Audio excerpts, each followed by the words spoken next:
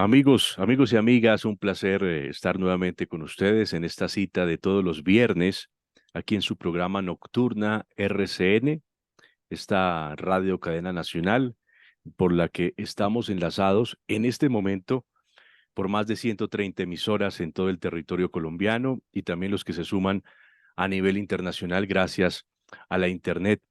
Este espacio que hemos bautizado como Pandemia Misterio para hablar de estos hechos curiosos, increíbles de la realidad en la que vivimos, pero que a veces es tan mágica y tan extraña que nos desborda la misma realidad en la que estamos inmersos. Así que los invito también simultáneamente, si usted lo desea, si quiere conocernos, no solo escucharnos, sino vernos, puede ir al canal oficial de YouTube. Búsquenos como Pandemia Misterio Diego Reyes, Pandemia Misterio Diego Reyes, y ahí estaremos también simultáneamente emitiendo. Si quiere vernos, comentar por ese medio, compartir, suscribirse y ver muchos de los programas que publicamos allí en el YouTube, en el canal Pandemia Misterio Diego Reyes. Me encontré un libro maravilloso, un libro de esos que a mí me gustan, que son basados en la vida real. No hay fantasía, así lo que ustedes encuentren en ese texto parezca irreal. Es un libro, este que estoy mostrando aquí, para los que están en YouTube, se llama Confesiones de una bruja.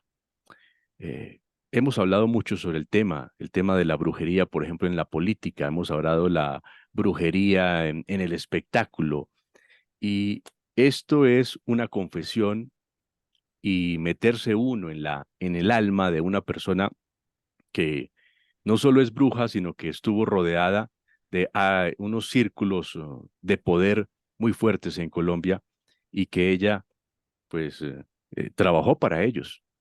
Y todo eso está consignado en este libro cuyo autor es el periodista, el avezado periodista, el investigador Mario Villalobos, que está con nosotros en esta noche. Mario, gracias por atendernos. Bienvenido. Dieguito, un abrazo muy grande para ti y para toda la gente que hasta ahora nos escucha, que está conectado por las redes, en estas ventajas del mundo digital de poder. No es solamente vivir la magia de la radio como siempre ha sido tradicional, sino ahora vernos. Y nada, aquí dispuesto a contarles también un poco cómo fue todo ese proceso, ¿no? Sí, esta es una historia que tú antes nos comentabas. El libro ya está listo. Usted puede ir a cualquier librería y preguntarlo y lo va a encontrar. Pero detrás de este libro hay un trabajo de alrededor 20 años. 20 años en los que usted se vino acercando a esta mujer, a esta persona, y fue usted desnudando el alma de una bruja. ¿Cómo fue, cómo la conoció Mario, a esta persona, el que es el personaje central del libro? La conozco en el año 99, Diego, por asuntos de trabajo. Yo la entrevisté para un tema de un reportaje de cómo por la época estaba muy en boga que los satánicos robaban niños para hacer rituales. Mm. Entonces yo la entrevisté, cosa de 25 minutos, media hora. Al final de esa media hora, ella, grandota, tremenda, con una voz, ¿no? O sea, no es la bruja clásica esa que nos venden en los cuentos de verrugas y nariz fea. Uno la ve y parece una señora, una abuela, pues una persona Eh, normal. es ella, La ¿no? ven ahí, ahí está, en la portada del libro, tú la ves y no tiene cara de bruja. Por el contrario, es una persona en lo humano fabulosa, que ya te contaré por qué siento que es así. Pero bueno, al final de esa entrevista, Diego me dice, Mario, ven que yo te quiero tirar el tarot. Y yo era el tipo más escéptico del mundo. Yo le dije, no, Sofía, gracias, yo no creo en eso. Me dijo, mira que yo cobro más o menos a precio de hoy, le calculo yo como 1,5 millones de pesos solamente por eso. Y yo le dije, no, gracias. Me insistió tanto que yo ya me iba a ir, estaba en el quicio de la puerta de su casa cuando dice, devuélvete, ven y hablamos de tu mujer y tu hija. Ella no tenía por qué saberlo, acaba de conocer. Finalmente me tira el tarot y me dice dos cosas que se cumplieron al pie de la letra. Primero, cuándo me iba a divorciar y segundo, cuándo iba a obtener el primero de los tres premios Simón Bolívar que me han otorgado.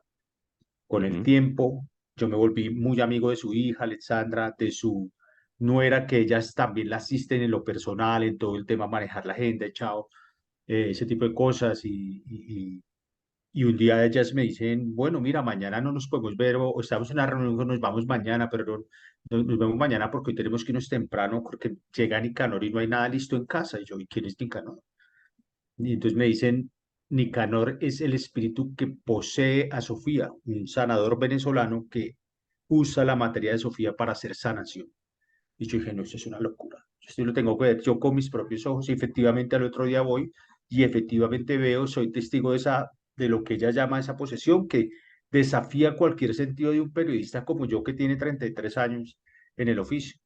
Sofía efectivamente hizo sanación ese día y yo le pregunté al final de toda esa atención a los pacientes, digámoslo así, que tenía, qué había pasado. Y ahí empieza la historia de Confesiones de una bruja, porque ella me dice, Mario, yo desde los 6 8 años cuando tuve paperas, Mm, Nicanor Ochoa se me presentó y me dijo que iba a poseer mi materia, pero también paralelamente por la misma época, Diego, ella empieza a ver, a aprender cómo su abuela hace brujería negra claro. y se enamora de eso y empieza esa lucha entre el bien y el mal que tú has visto relatada en el libro y que la gente va a poder disfrutarlo, en donde conoce finalmente poderosos criminales y famosos y trabaja para todos ellos. Bueno, ya vamos para allá, pero lo que usted bien dice, Mario, ya esa introducción está muy bien narrada en el libro.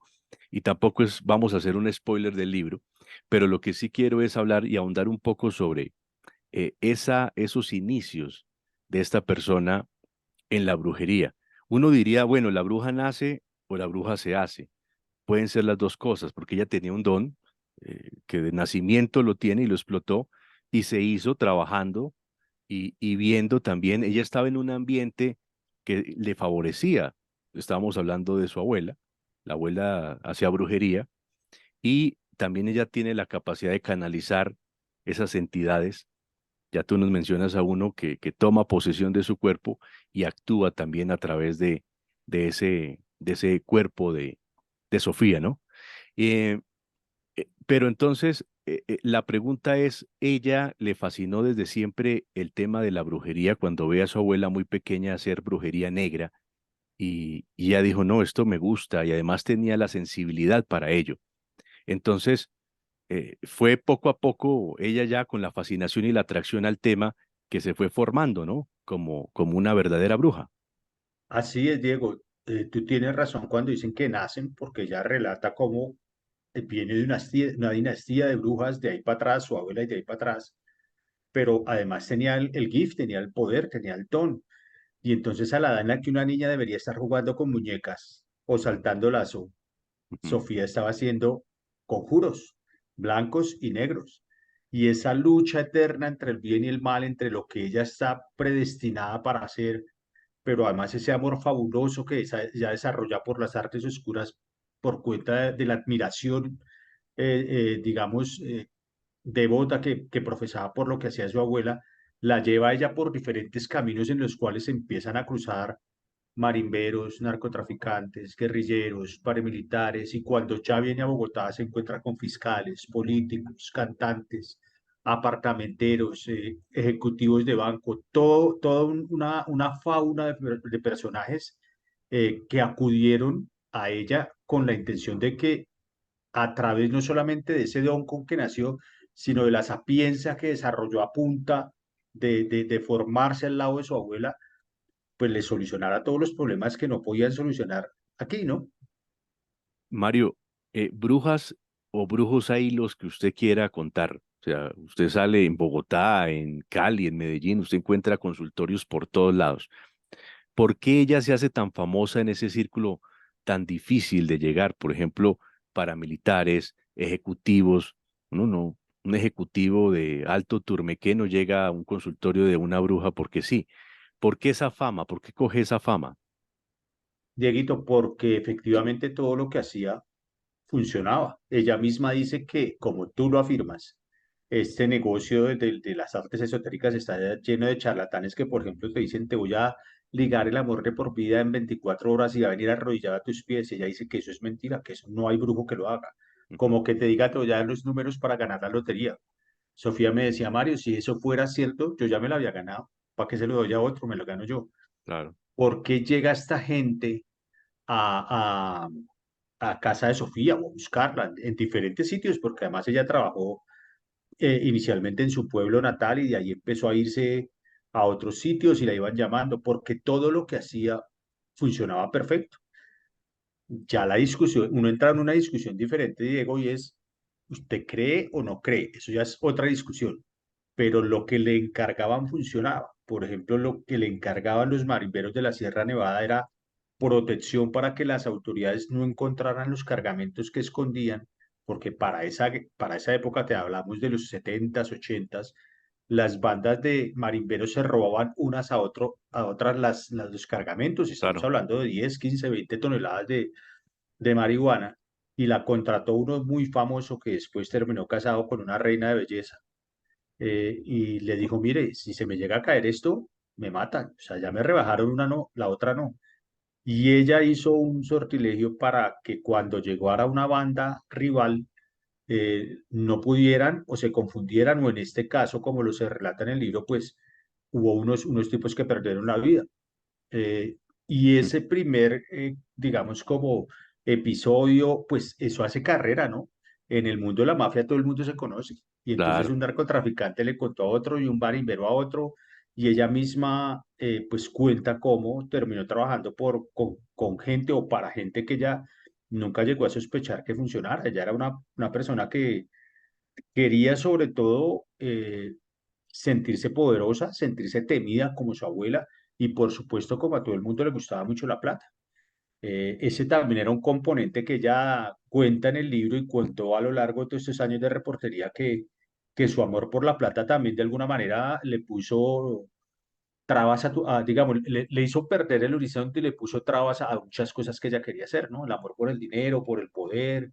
Ella misma al final del libro, cuando se redime, pues cuenta que hubiera dado lo que fuera por no haber caído en esa vorágine tan terrible de meterse con este tipo de gente, ¿no?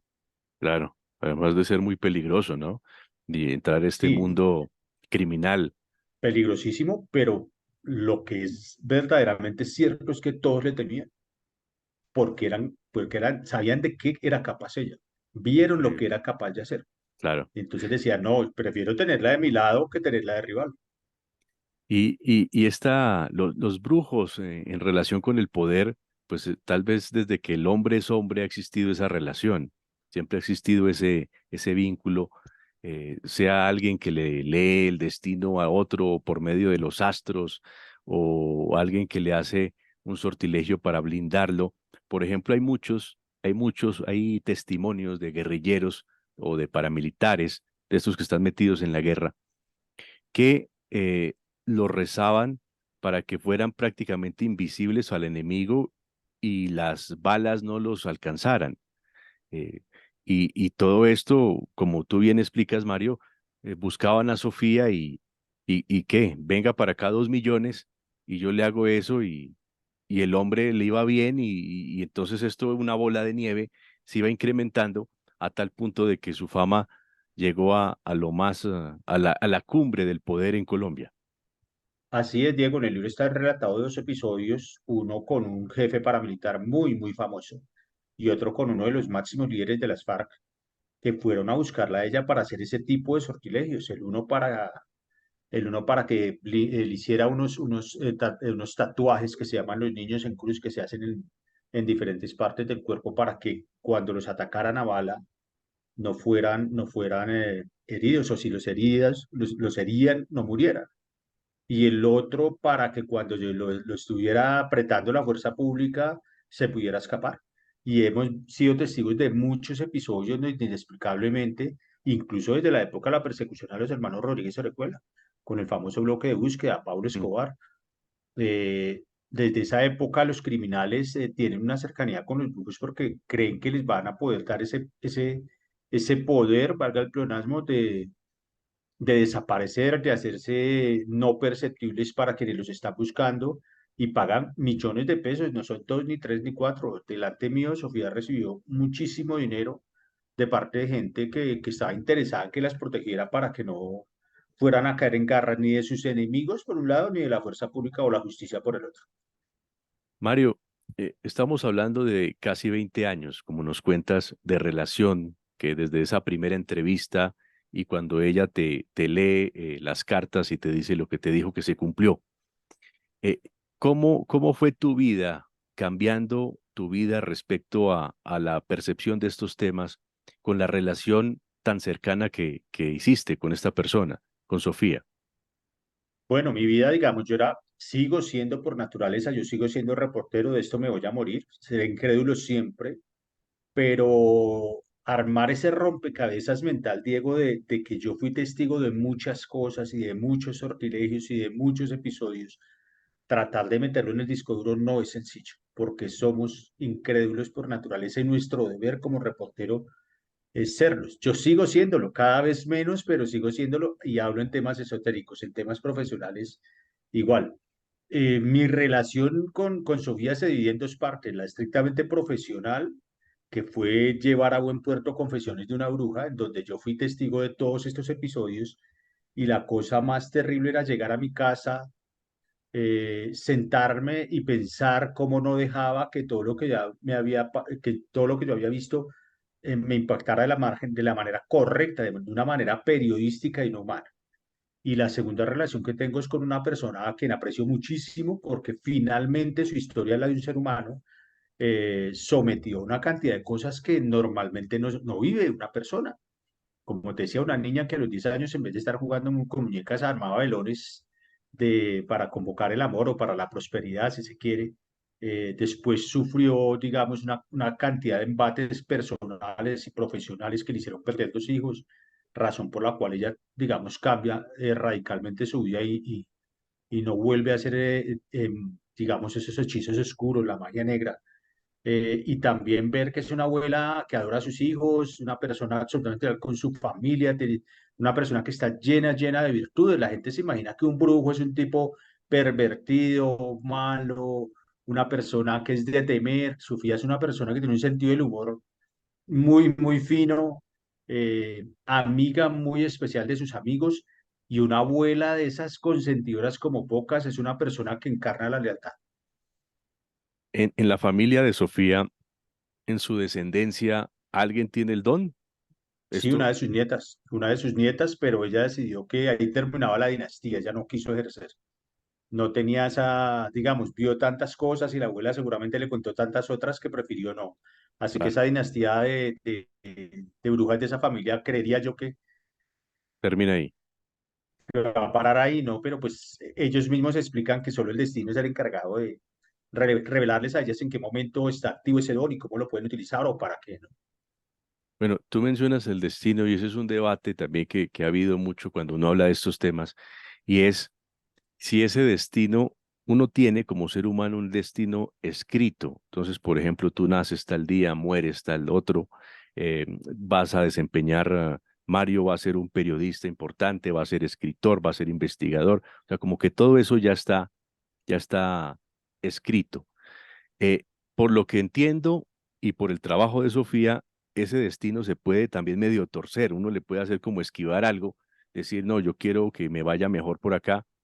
Eso es posible. No sé si tú en algún momento hablaste con ella sobre el destino de cada ser humano, si eso se puede cambiar o se puede mejorar un poquito, pero las situaciones cuando suceden, suceden.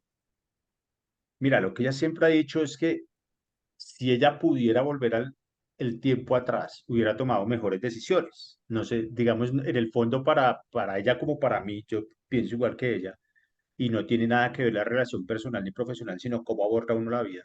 Yo pienso igual en ella, con ella en el sentido de que uno seguramente tiene algunas cosas marcadas en su vida, pero que es uno quien fragua lo que viene en adelante. Y la respuesta la tiene ella. Ella dijo desde pequeña, Nicanor Ochoa empezó a poseer mi materia porque yo estaba destinada, según él, para hacer el bien, para sanar, para prestarle un servicio a la comunidad. Pero ella se enamora de lo que hace su abuela y toma un camino que ella hoy reconoce fue equivocado.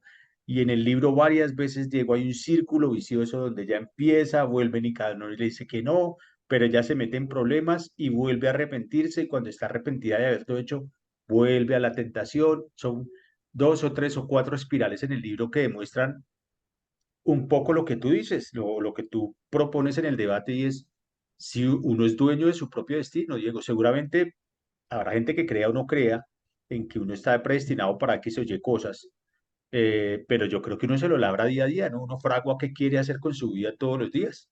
Y en eso ella dice, tan pude haber parado que no me detuve a tiempo hasta que no me costó la vida de dos de mis hijos.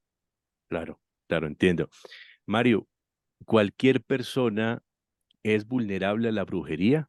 También estoy lanzando preguntas por si de pronto tú en algún momento hablaste, porque son preguntas evidentes. ¿Por qué de pronto a un alto dignatario, no quiero dar nombres, pero que es muy malvado, es tirano, es dictador y vive en un país y está en el poder 20, 30 años, uno dice, bueno, y si existe la brujería, ¿por qué no le hacen brujería y lo bajan o lo sacan de ahí del poder? ¿Y por qué a otros le destruyen la vida, se separan, pierden su trabajo, viven muy mal y le dicen, no, es que le hicieron brujería? O sea, ¿es tan fácil hacerle brujería a alguien y que sea efectiva?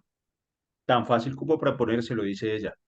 Y ella habla de, digamos, a lo largo de todo este tiempo de reportería juntos y de yo verla hacer cosas, yo detecté tres fuerzas que manejan, digamos, ese mundo como manejan el mundo de la vida real, que es el amor, el dinero y el poder.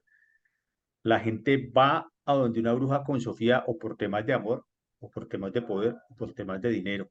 Mm, Detrás de eso hay envidias, hay malos entendidos, lo que tú quieras, pero los poderosos están tan metidos en eso que Fidel Castro y Hugo Chávez mantuvieron lo que se denominan paleros cubanos, que son unos expertos, unos babalaos de la santería cubana, y ambos líderes han mantenido y mantuvieron vivo cuando estaban en vida cercanía personal con ellos para hacer rituales.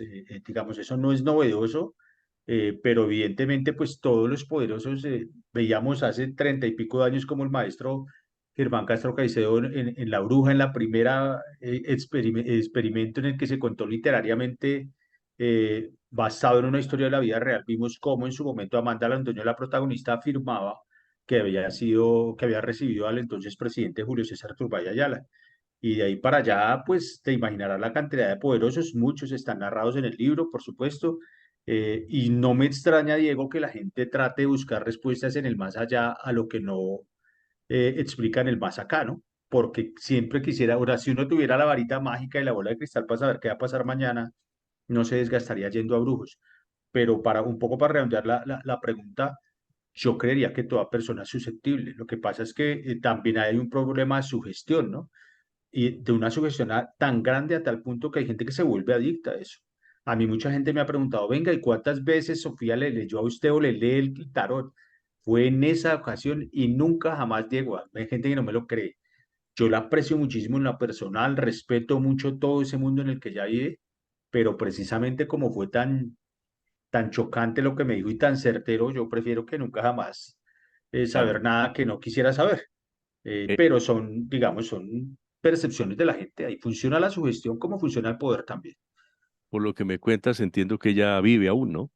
Sí, claro, está viva, trabaja en la costa atlántica, en una ciudad de la costa atlántica, recibe con regularidad a sus clientes, que son gente de muy alto perfil, pero ya está retirada de ese mundo oscuro de la brujería negra, porque como lo verán en el libro, hubo un bache personal que provocó que ella entendiera un poco a las malas que ya no podía estar en ese oropel de poder, condimentado entre otras cosas por sustancias prohibidas, por alcohol, porque ella misma lo reconoce. Digamos, eso fue un cóctel muy explosivo y una situación en lo personal y en lo esotérico, si se me permite el término, que la llevó a ella a una orilla en la que por convicción propia decidió que ya no iba a dar más Mm. pasos hacia ese mundo oscuro. Y el libro en el fondo es una moraleja muy grande de cómo el camino del mal, pues siempre será complejo. Tú decides si lo tomas o no, pero si decides tomarlo, pues asumes unos riesgos que probablemente no sean agradables como le pasó a ella, ¿no? ¿Qué te dijo ella cuando tú le comentaste que iba a publicar un libro, ibas a publicar un libro sobre su vida, sobre sus experiencias? Está acordado desde hace 20 años, cuando ella me cuenta el cuento de Nicanor y me cuenta que también aprendió el tema de la brujería negra, empezó ese proceso. O sea, yo le dije, Sofía, tu historia es tan bestial que yo quisiera escribir un libro y me dijo, vamos a hacerlo. ¿Por qué nos demoramos tanto? Por muchas razones. Primero, mis limitaciones profesionales. Yo he sido siempre toda mi vida periodista de noticias, trabajé en varios noticieros y he tenido una vida muy agitada en lo profesional. Y ella también, Diego, porque por cuenta de estar trabajando con con esos, digamos, criminales, bandidos. Recibió muchas amenazas de muerte cuando ella decidió que se retiraba de ese tema oscuro. Y obviamente le dijeron, no, tía, venga, usted, aquí eso es como la mafia, usted esto no se sale, y chao. En Claro. varias ocasiones Sofía tuvo que, digamos, básicamente perderse del mapa para hablar un buen español, para proteger la vida y la de su familia. En dos o tres ocasiones yo no supe de ella, hasta que algún día su hija me llamó de un celular de minutos y me dijo, estamos bien, tranquilos, cuando estén, tranquilo, cuando estemos ya en un sitio seguro, retomamos. Y retomamos a principios de este año y logramos ya finalizar. Dios abre los caminos y sus tiempos son los ideales y los perfectos, ¿no? Así que siempre hubo un, digamos, un trabajo que además mientras habían esos breaks, el trabajo de investigación mío como reportero, pues también continuaba. ¿Por qué, Dieguito? Porque todo aquello que ella me contaba de su relación con los marimberos, con la guerrilla, con los paramilitares, con los poderosos fiscales, cantantes, etcétera, yo tenía que confrontarlo, eh, digamos, en medio de la coyuntura noticiosa, de saber qué pasó, de entrevistar más gente para alimentar mucho el contexto general en el que el libro estaba, porque el libro lo que narra son tres o cuatro Colombias diferentes, una Colombia, digamos, rural en los años 70, 80, allá en el Magdalena cuando empieza su relato, luego ya asiste al nacimiento de los primeros paramilitares, luego la guerra cruenta de la guerrilla en el Magdalena Medio también, en los Santanderes, y luego cuando ella viene a Bogotá y encuentra una fauna diferente, ¿no? Poderosos, cantantes, senadores, o sea, una cosa que ella no estaba acostumbrada a tratar. Todo eso había que contarlo también históricamente y dentro del contexto que correspondía. Ella, por lo que los que hemos leído el libro, y los invito a todos los oyentes, los que nos están viendo también en el canal Pandemia Misterio, Diego Reyes, es que se den la oportunidad de conocer la vida de esta mujer y entender un poco sobre cómo funcionaba ella en ese mundo. Mario, ella se identificó por ser certera, por ser muy precisa y porque se cumplía lo que ella decía y era muy efectiva. Pero en algún momento hubo algún problema que no, por ejemplo, algún sortilegio que no funcionara, eh, un problema de esos, que algún trabajo que haya hecho no le hubiera funcionado, o No fui siempre. testigo de ello, no fui testigo de ello, pero sí de que hubo en muchas ocasiones en las que bregó muchísimo. Parte del trato, ella me dijo, listo, yo accedo a que tú escribas la historia de mi vida con una sola condición, Mario. Y es que como tú eres tan incrédulo, yo quiero que tú vengas y mires todo lo que yo hago. En muchas ocasiones había clientes de entera confianza de ella y estamos hablando de, por ejemplo, ejecutivos de banco, de senadores, de cantantes y actores y actrices muy famosos. Y con la venia de ellos yo estaba adentro en las consultas de tarot. Y cuando Sofía hacía esos sortilegios, si se nos permite el término, la gente a veces dice de hechizos y creo que es una palabra muy fuerte. Mm. Nunca vi que no le funcionara, pero sí la vi bregar muchísimo. Y no te hablo de una, ni dos, ni tres ocasiones. Muchas veces, sobre todo para hacer lo que ella denomina tumbar un mal, es decir, cuando una persona está afectada por un sortilegio oscuro, hay que tumbarlo. Y eso era bestial ver cómo ella empezaba a luchar contra cosas que uno no explica. Y una de las cosas que más me tocaron en lo personal, Diego, era cómo yo sentía energía muy brava en la casa de ella. Yo salía a la casa de ella a hacer reportería los fines de semana, me dolía la cabeza, incluso pasaron episodios cercanos a lo paranormal, como que se me borraban los archivos. En esa época pues no había celulares cuando empezábamos, entonces grababa uno con grabadera de periodista, Claro. las cintas se me refundían en el cajón o no sonaban me sonaban feo, entonces yo trataba de cambiar las pilas a la grabadora a ver si era eso. Ya pasaron muchas cosas y yo a veces la llamaba y le decía, Sofi, a veces sentía mucho frío en mi casa. Y ella me decía, eh, ora, haz tus oraciones y por supuesto yo estaba muy cerca siempre de mi confesor personal porque yo soy muy devoto católico y él me decía, tú estás metiéndote con un tema fuerte y tienes que asumirlo Y parte de haber sentido eso en carne propia, Diego, es lo que me permitió a mí tratar de escribir de una manera más liberada y más cercana. Mucha gente me decía, pero usted se la fumó verde, pero ¿de dónde saca tanta fantasía? O sea, yo les decía, no, todo pasó, todo pasó. Es complejo, pero sí uno siente cosas. Es muy, digamos, es muy complejo uno, además, vencer el miedo, ¿no? Porque yo decía, yo tengo que llevar esto, pero yo veía cada vez cosas más bizarras. Y ella me contaba episodios tan terribles que yo, hubo 3 o 4 veces que yo dije, yo no voy a ser capaz, me da mucho miedo. Y tuve que vencer. Mario, sin decir nombres, y pues que no, esa no es la finalidad, pero cuéntame una de esas historias, de esos episodios que te impactaron muchísimo durante la relación que has sostenido con Sofía. Un ingeniero que llegó súper enfermo, eh, era un tipo grandísimo, cuando yo lo conocí, fortachón, y llegó allá prácticamente en los huesos. Los médicos le decían que no tenía nada. Sofía le leyó el tarot y descubrió que le habían hecho una brujería negra a una mujer con la que él mantenía una relación. Eh, y ella le hizo, además no fue nada como se imagina la gente, hierbas y pájaro, y nido del pájaro macuá y esencias de no sé qué, solamente con aceite de oliva y limón. Lo conjuró con su poder esotérico y se lo dio a beber. Y poco tiempo después, a las 2 o 3 horas, estando ahí mismo en la casa de Sofía, el ingeniero empieza a vomitar sapitos de 1,5 cm. Mm. Yo ese día salí despavorido, despavorido. Además, el olor era muy, muy, muy, muy desagradable y yo salí despavorido. Ese mismo maleficio que le hicieron a ese muchacho, se lo hicieron a un cantante muy, muy famoso que está relatado en el libro, y él no creía que eso funcionaba, además porque también era un tipo muy devoto de la Virgen.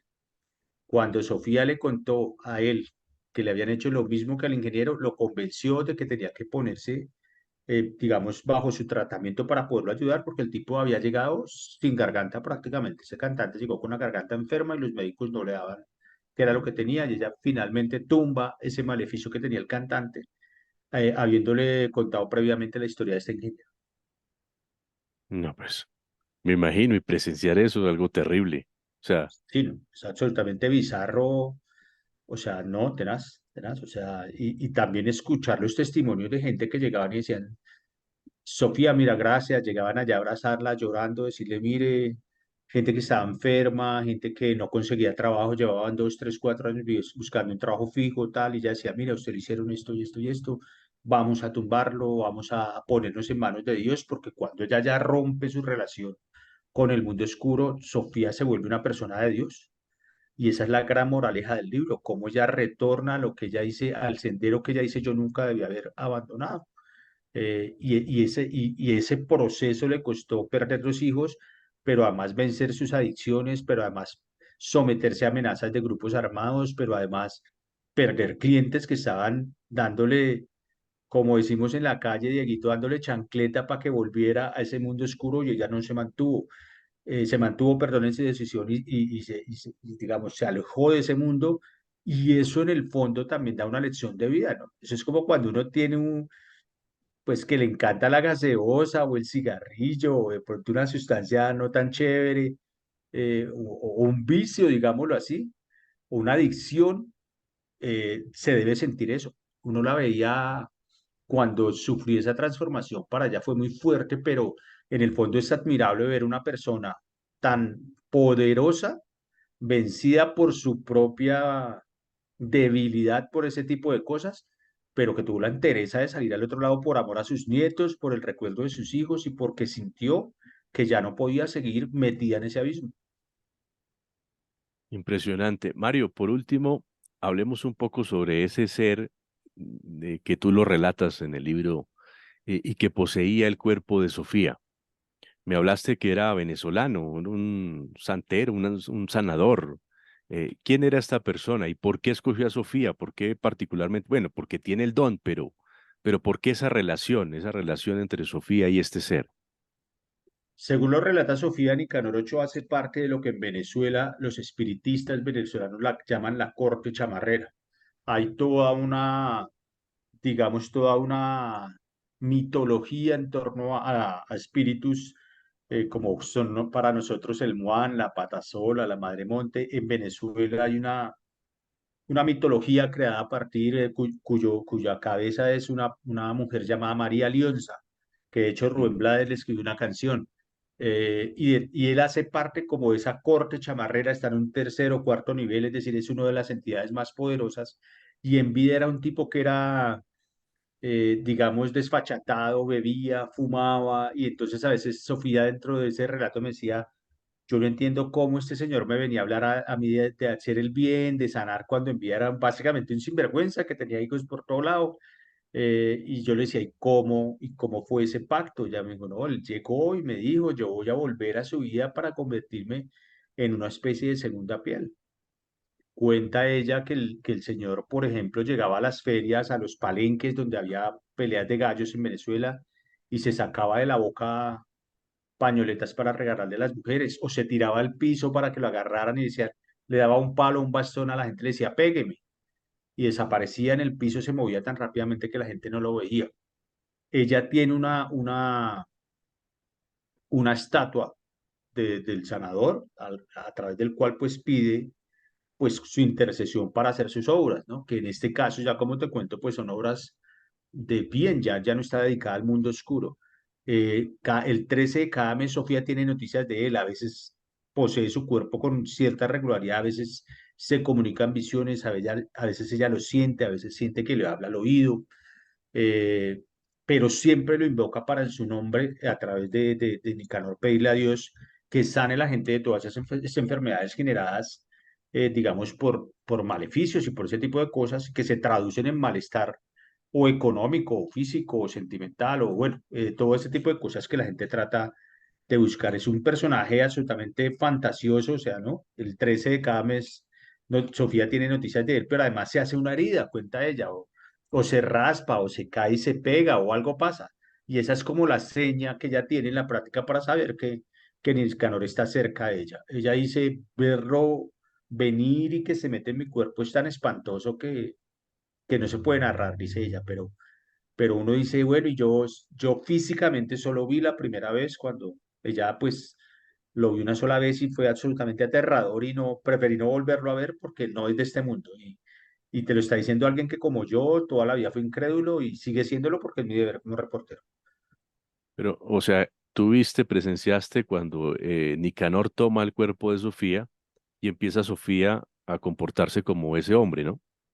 Sí, un poco el escenario es que él entra, ella, o sea, uno no lo ve, por supuesto, es el espíritu, pero ella cambia sus gestos, cambia su forma de hablar, cambia las maneras con las que habla, tiene una voz más dulce. Normalmente Sofía habla durísimo, es como buena costeña, es súper desfachatada, escandalosa, se ríe, vive riéndose todo el día, tiene un sentido del humor muy, muy desarrollado. Cuando yo vi que Nicanor poseyó su materia, como ella lo dijo, era otra persona, Diego. Era apacible, era tranquila, calmada, callada, de pocas palabras, tenía gestos faciales diferentes, la voz muy diferente. Sí, eso, digamos, no era Sofía, era otra cosa, pero pues por supuesto ya dice es Nicanor adentro. Tanto que cuando él se va, ella no recuerda qué pasó. Ella me dice, no, yo no sé qué hice. Él toma mi materia y ya después él me dice al oído o en un sueño o en una visión, una epifanía, él me dice, mire, hicimos esto, por favor, vamos a seguir haciendo esto.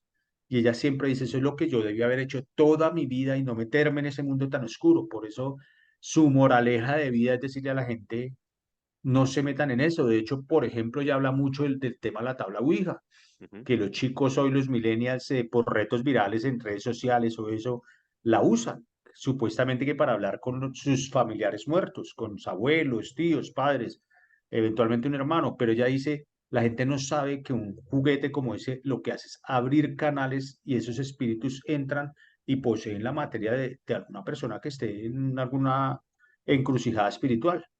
Y yo le decía, no lo creía, Diego, hasta que ella me decía, no, mira, aquí hemos tenido dentro de los clientes gente que tiene adentro un espíritu de maldad que se le metió cuando se puso a jugar la tabla Ouija y hemos tenido que hacer unos rituales, si se me permite el parangón, parecidos a lo que sucedería con el exorcismo católico, para Claro. sacar ese tipo de demonios o para evitar que les hagan daño físico, porque hay gente que llega muy enferma.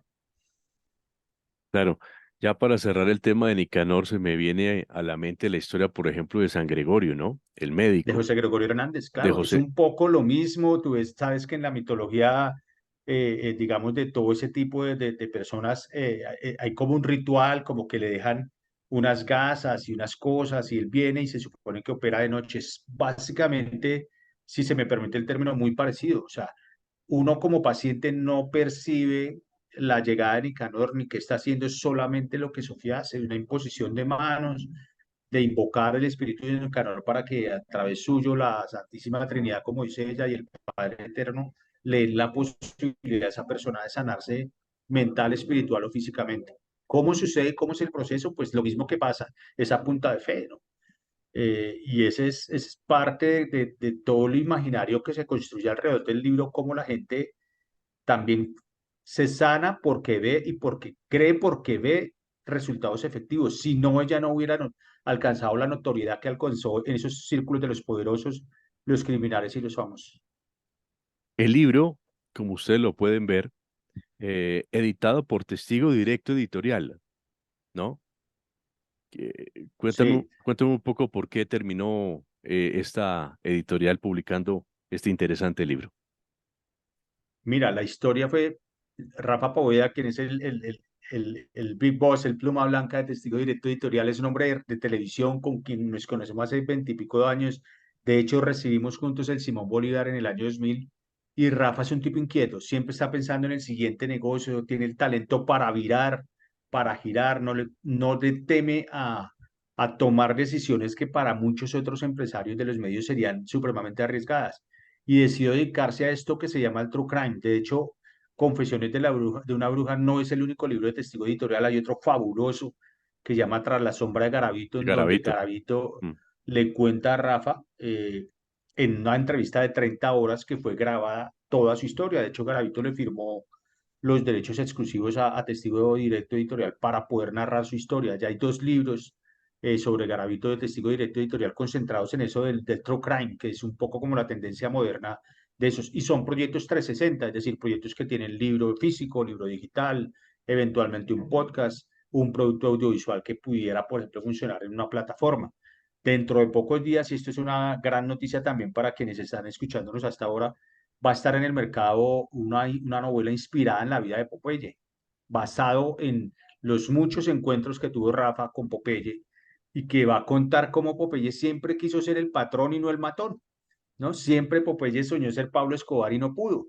Y este libro va a explicar, esta novela va a explicar todo ese tejemaneje, todas esas intimidades que hacían que Popeye pues se imaginara un mundo en donde él era el mandamás y no el líder de sus sicarios, que además también, entre otras cosas, ha sido revaluado y ha sido desmentido por algunas de las familias de algunos de los familiares de Pablo.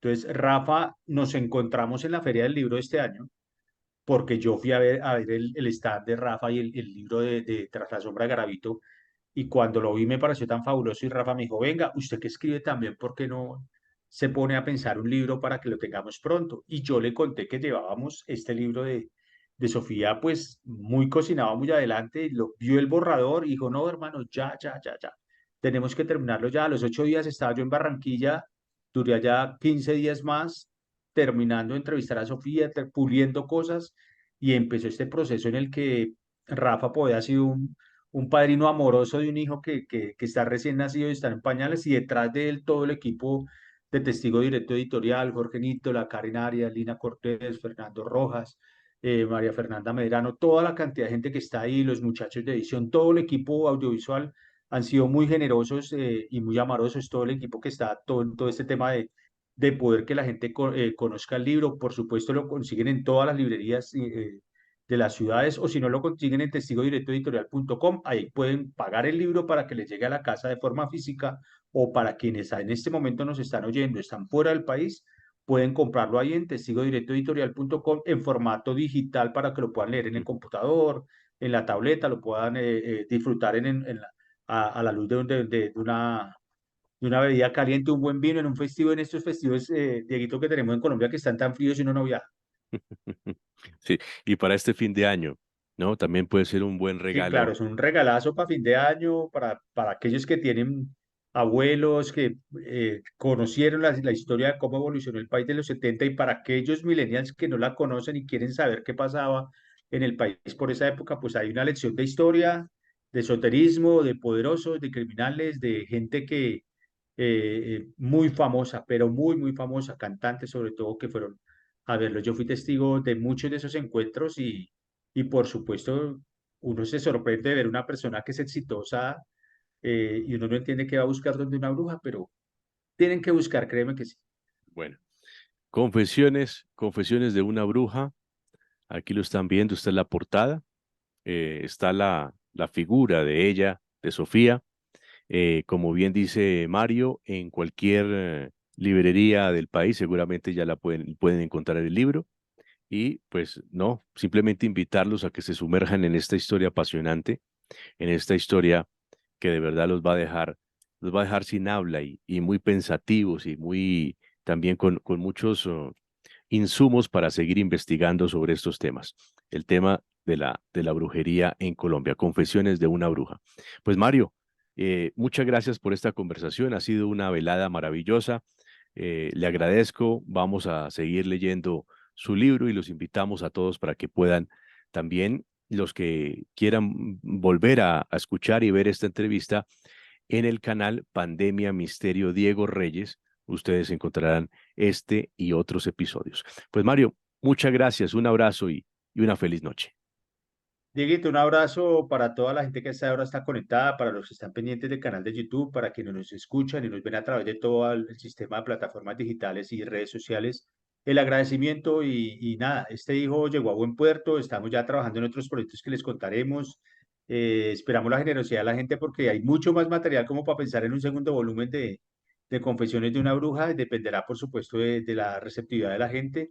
Y por supuesto, en Testigo Directo Editorial hay muchos más proyectos que seguramente a lo largo del 2024 van a ver la luz y los van a sorprender muchísimo. Un abrazo, gracias por recibirme como siempre con la generosidad que le dan a uno los amigos y nada, la invitación a que lo lean, lo disfruten y salgan de dudas porque hay cosas que uno creería que son mentira, pero hay que leer para poder entender que no solamente no son falsas, sino que son muy cercanas a cosas que uno desconoce, ¿no? Un abrazo, Mario.